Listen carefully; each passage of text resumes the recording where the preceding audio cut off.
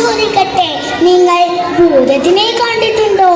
ചോര കണ്ണുകളും നീണ്ട കോമ്പലുകളും തുമ്പ്യാടും ചെവികളുമുള്ള ഭൂതത്തിനെ, മനുഷ്യരെ കൊന്നു തിന്ന ഭൂതത്തിനെ.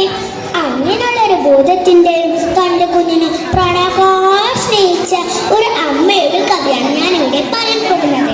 ശ്രീ ഇടശ്ശേരിയുടെ ഭൂതപ്പട്ട് എന്ന കവിതയുടെ കഥാരൂപമാണ് ഇത്. പണ്ട് പണ്ട് ഒരു പാറക്കെട്ടിന് മുകളിൽ ഒരു ഭൂതം താമസിച്ചിരുന്നു. അതുവഴി പോകുന്നവരെയെല്ലാം വഴി തിരിച്ചു കൊണ്ടുപോകുന്നതായിരുന്നു അവന്റെ പതിവ്. പല രൂപത്തിലും പല ഭാവത്തിലും പ്രത്യക്ഷപ്പെടും. അങ്ങനെ ഇരിക്കെ ഒരു നമ്പൂതിരി മൃഷ്ടാന ഭോജനമൊക്കെ കഴിഞ്ഞ് അതുവഴി പോകുമ്പോൾ അതാ പൂമരച്ചാട്ടിന് സുന്ദരി നിൽക്കുന്നു. നമ്പൂതിരിക്ക് സുന്ദരിയെ കണ്ടപ്പോൾ സന്തോഷമായി. അവളോട് കുശലമൊക്കെ പറഞ്ഞ് അവർ മലമുകളിലേക്ക് പോയി. പിന്നീട് അവരെ ആരും കണ്ടിട്ടില്ല.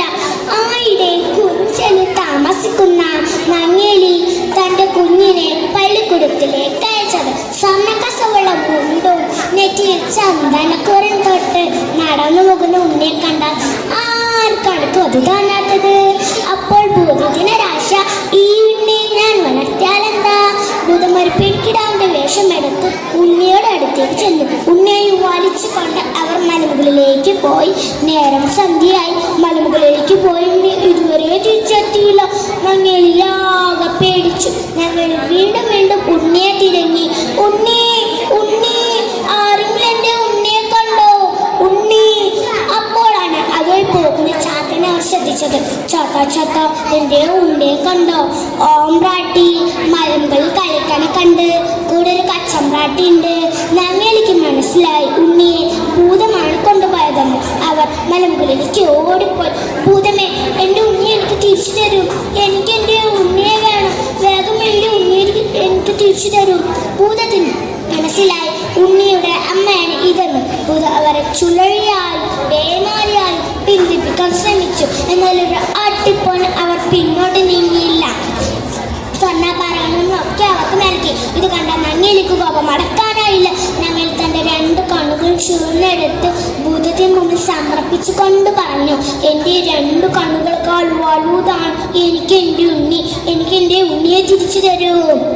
അപ്പോൾ ഭൂതത്തിന് ബുദ്ധി തോന്നി, ഇവർക്ക് ഇപ്പോൾ കണ്ണ് കാണുന്നില്ലല്ലോ, ഒരു ഉണ്ണിയെ ഉണ്ടാക്കി കൊടുത്താൽ മതി. ഭൂതം തെച്ചിക്കൊമ്പ് പറിച്ചെടുത്ത് മന്ത്രം ചൊല്ലി ഒരു ഉണ്ണിയെ ഉണ്ടാക്കി കൊടുത്തു. ഇതാ നിന്റെ ഉണ്ണി. നങ്ങേലി ഉണ്ണിയെ വാരിയിട്ട് തല്ലോടി. അപ്പോൾ നങ്ങേലിക്ക് മനസ്സിലായത് ഇത് തന്റെ ഉണ്ണിയല്ലെന്ന്. പെറ്റ വയറിന് വഞ്ചിച്ച ഭൂതമേ, നിന്നെ ഞാൻ ശപിക്കുന്നു.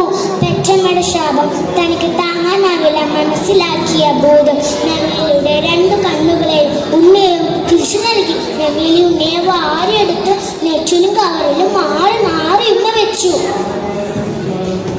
നെറ്റിയിലും കവളിലും മാറി മാറി ഉമ്മ വെച്ചു. ഭൂതത്തിന് ഉണ്ണിയെ വിട്ടുപിരിയാനാവില്ല എന്ന് മനസ്സിലാക്കിയ നങ്ങേലി പറഞ്ഞു, വർഷത്തിലൊരിക്കൽ നീ എൻ്റെ ഉണ്ണിയെ കാണാൻ വന്നോളൂ. ഭൂതത്തിന് സന്തോഷമായി.